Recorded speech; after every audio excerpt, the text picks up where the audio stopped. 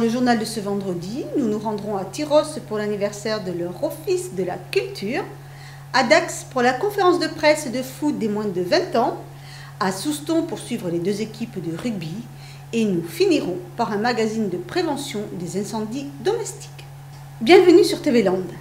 Depuis le début de la semaine et jusqu'à dimanche, l'Office tyrossais de la culture fête ses 20 ans avec un programme riche et varié. Une semaine de festivités qui a débuté mardi avec le vernissage d'une exposition photo. L'occasion pour notre équipe de rencontrer la présidente de l'OTC et de faire le point sur 20 ans de culture à Saint-Vincent-de-Tyrosse. C'est à la Halle au Grain qu'avait lieu le vernissage de cette exposition où Anne Labec, présidente de l'association, a rappelé l'engagement de l'Office tyrossais de la culture à ne surtout pas confondre avec l'Office de tourisme. Je vous avoue qu'on a un petit peu de mal à faire rentrer ce nom. Pourtant, pour moi, il est tout à fait concret. C'est M. Sescous, donc il y a 20 ans, qui a choisi de créer une association qui gère, entre guillemets, la culture sur la ville. Mais il voulait que ce soit un office et non une association classique. Parce que, en fait, dans les statuts particuliers de cette association, il y a moitié élus et moitié citoyens tyrossais, passionnés par la culture, qui avaient envie de travailler avec nous. L'OTC est donc depuis 20 ans au service de la culture à Saint-Vincent-de-Tyrosse, avec une prédilection particulière pour la peinture. L'adjointe à la culture à l'époque, Yvette Groc, donc appréciait cet art. Et donc elle avait cette envie. Et c'est vrai qu'elle a créé les premières expositions. Et déjà, elle avait réussi à faire des expositions annuelles qui valaient le détour tout simplement, avec des peintres éclairés de régionaux. Et je crois qu'on a essayé, tout au long des 20 ans, de continuer sur cette lignée. Et puis de diversifier l'offre. Aujourd'hui, l'OTC propose, grâce à sa trentaine de membres, une large palette d'événements culturels pour petits et grands. Offrir la culture à tous, c'est très important.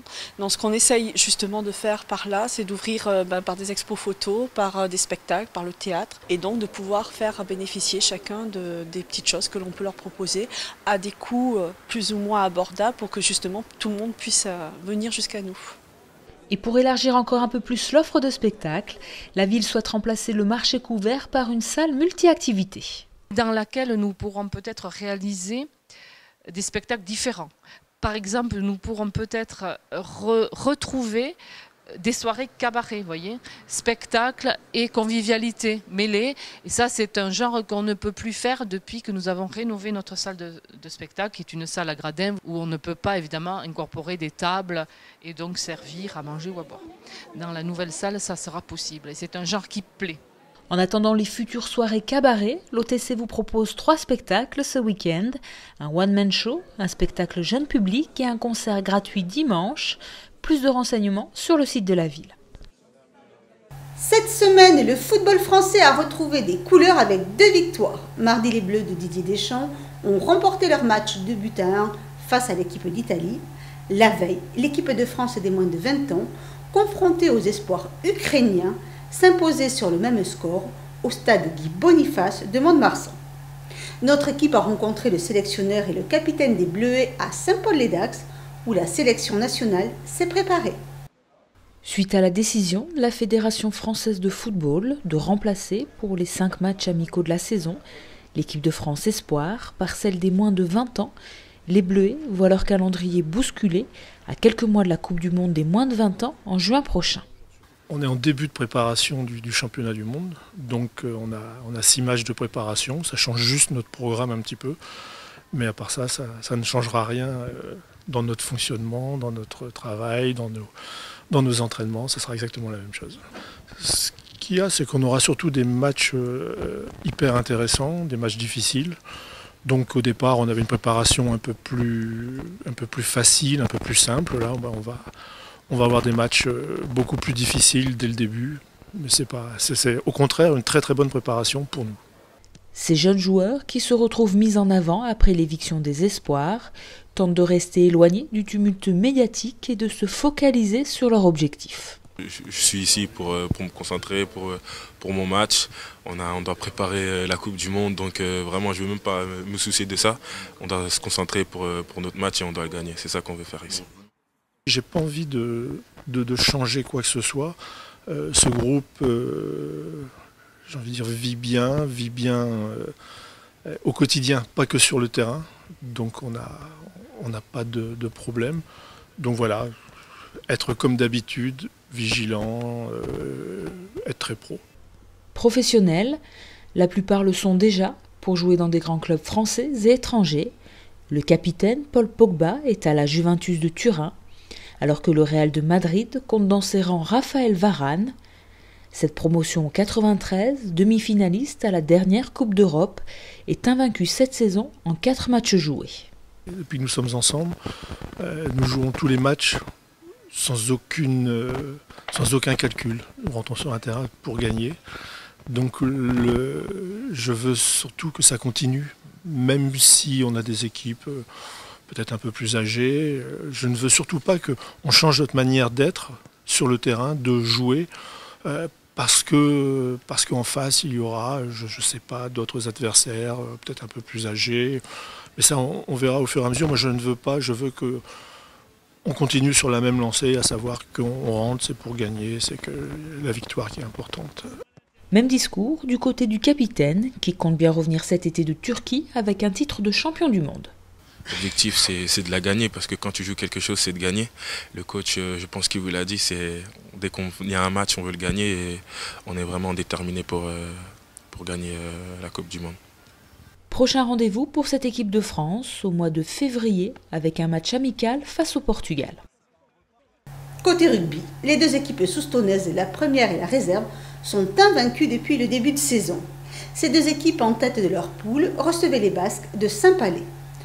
2 affrontements desquels les Soustonnais sont sortis victorieux et ont conforté leur place de leader.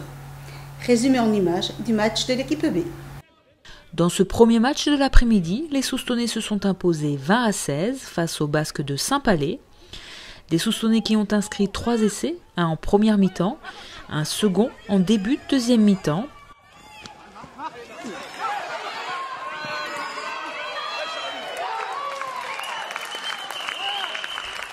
Très vite suivi par un essai transformé des Verts de Saint-Palais. La cage au haut, monsieur l'arbitre!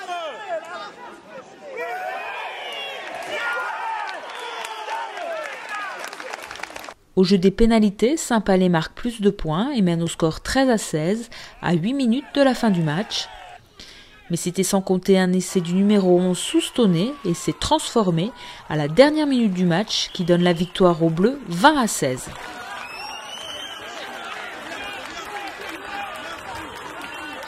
Une nouvelle victoire pour l'équipe B de Souston qui a donné l'exemple aux titulaires de l'équipe première qui eux aussi ont ajouté 4 points à leur compteur. En entrant sur le terrain, les Basques de Saint-Palais avaient la ferme intention de faire chuter les Soustonnais de leur première place, qui ont été déterminés à gagner, ce qui s'est traduit sur le terrain par un match très engagé physiquement, avec une première mi-temps où les Soustonnais étaient à la peine sur les mêlées ouvertes. On savait que Saint-Palais était très fort là-dessus. On avait mis en place quelque chose pour les contrer, pour essayer de casser un peu leur progression. Bon, on l'a mal fait, on l'a pas fait collectivement. Ça fait qu'on a été pénalisé 2 fois, logiquement. Bon, mais après, ils n'ont pas marqué dessus, donc c'est un peu... on est rassuré là-dessus, quoi. Dans cette première partie de match, les Basques ont occupé le terrain des Landais, se rapprochant à plusieurs reprises de la ligne d'en but soustonnaise sans pour autant la franchir avec succès. Paradoxalement, moi je n'étais pas très inquiet parce qu'on n'était pas très bon. On n'a pas eu le ballon et puis on en tourne à 6-6. Bon, mais ce sont des matchs compliqués. Mais nous, depuis le début de la saison, on a une première mi-temps toujours difficile. On use un peu et on en tire un peu les bénéfices en deuxième mi-temps. Voilà, ça a été un peu le cas aujourd'hui aussi, je pense.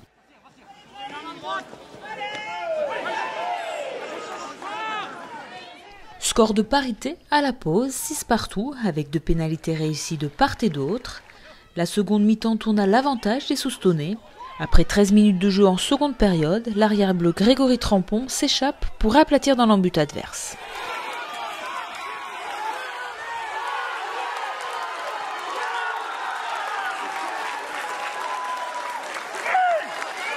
Durant cette seconde mi-temps, les Bleus de Souston restent menaçants sans pour autant inscrire un autre essai.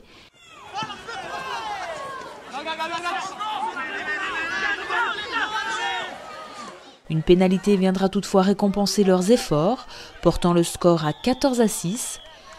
Score qui tiendra jusqu'à la dernière minute du match, où un essai transformé des Basques réduit le score à 14-13 et offre ainsi le point de bonus défensif à Saint-Palais.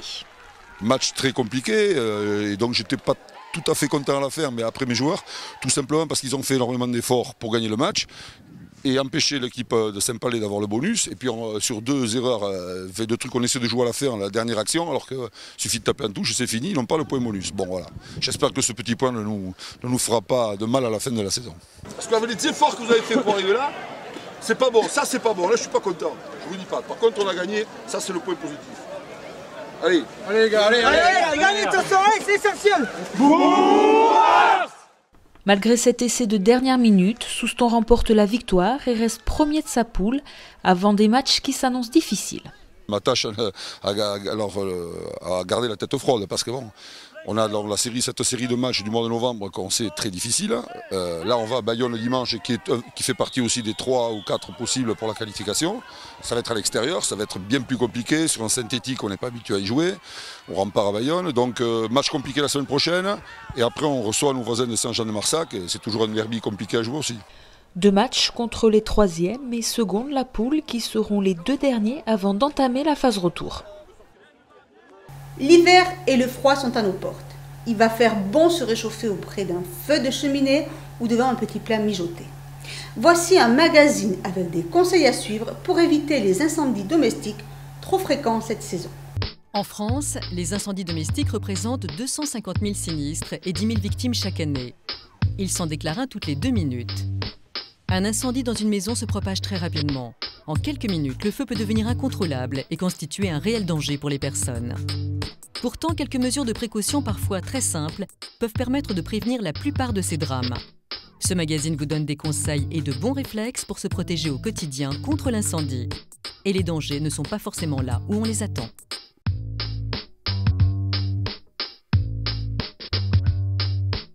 « 70% des incendies mortels ont lieu la nuit et le plus souvent les victimes meurent intoxiquées par les fumées. Un détecteur de fumée est donc indispensable pour être réveillé dans son sommeil et réagir à temps. En Angleterre, où 89% des foyers en sont équipés, le nombre de victimes d'incendie a été divisé par 2. En France, seul un foyer sur 10 en possède un. En 2015, le détecteur de fumée sera obligatoire dans tous les logements. Il est donc important de commencer à s'équiper dès maintenant. S'équiper d'un détecteur de fumée, c'est facile. D'abord le choix et l'achat. On en trouve un peu partout. Simplement, il faut bien vérifier qu'il est conforme à la norme EN 14604. On trouve ça sur l'emballage. Ensuite, l'installation, c'est facile, ça se met au plafond. Ça marche sur pile. Alors, il y a des modèles où vous avez un petit voyant lumineux qui bip de temps en temps et qui vous indique que la pile fonctionne. Et d'autres modèles où, en fin de vie de la pile, ça va faire un bip sonore qui vous indique qu'il faut changer la pile. L'autonomie de la pile est d'ailleurs un critère déterminant dans le choix d'un détecteur de fumée. En fonction des modèles et du type de pile que vous allez retrouver à l'intérieur du détecteur, vous avez des produits qui ont une autonomie d'1 an, c'est-à-dire que dans 1 an, il va falloir changer la pile. Ou ensuite, vous avez des autonomies plus longues, 5 ans, voire maintenant du 10 ans sur certains détecteurs. Il est recommandé de placer au moins un détecteur de fumée par logement, de préférence dans le couloir menant aux chambres. Ne le placez pas dans la cuisine ou dans la salle de bain. Les fumées de cuisson ou les vapeurs d'eau pourraient déclencher l'alarme inutilement. L'offre de détecteurs de fumée s'est multipliée et ils sont aujourd'hui plus faciles à installer que l'on soit bricoleur ou pas. Certains modèles se collent tout simplement au plafond. Plus de raison de ne pas équiper son logement dès aujourd'hui.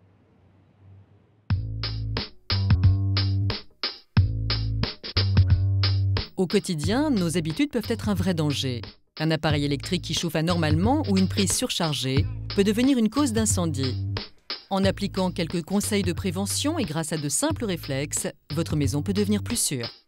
Dans la vie de tous les jours, prendre quelques bonnes habitudes permet de limiter le risque d'incendie. Lorsque vous préparez le repas, vous devez prendre quelques précautions lorsque vous cuisinez, notamment des préparations à base d'huile. Lorsque la température augmente, l'huile peut prendre feu instantanément et les flammes atteindre 2 mètres. Le risque, c'est aussi des appareils comme le grille-pain ou le sèche-cheveux. Restés branchés après utilisation, ils peuvent tout de même surchauffer et être source d'incendie. Il faut donc les débrancher après chaque usage. 34% des incendies d'habitation sont liés à une défaillance de l'installation électrique ou d'un appareil électrique. Il est donc important de prendre certaines mesures de précaution pour éviter le départ de l'incendie. La première des précautions, c'est de vérifier la mise aux normes des installations. C'est une mission qui incombe aux propriétaires de l'habitation.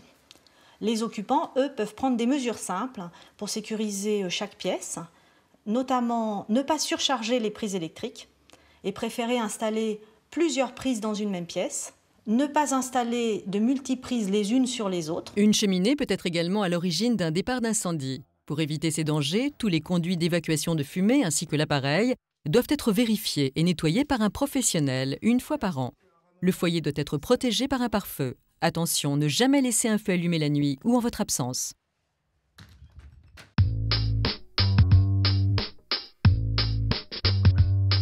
Statistiquement, un Français sur 3 sera victime d'un incendie au cours de sa vie.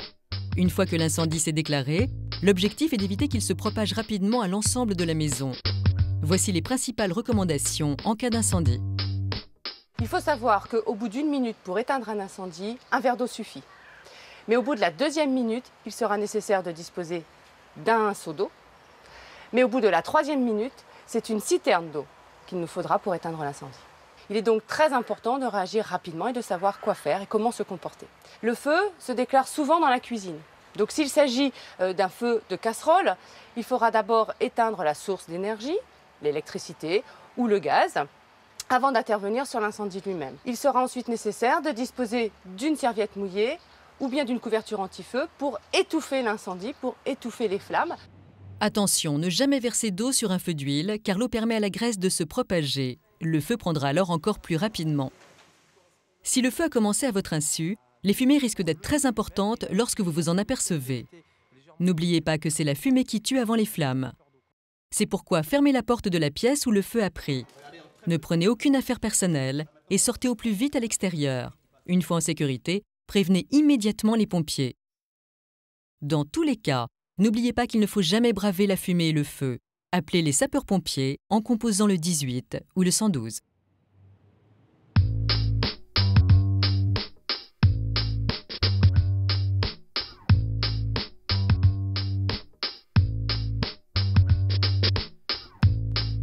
Je vous souhaite à tous et à toutes de passer un bon week-end et vous donne rendez-vous mardi prochain pour un prochain journal de TV Land.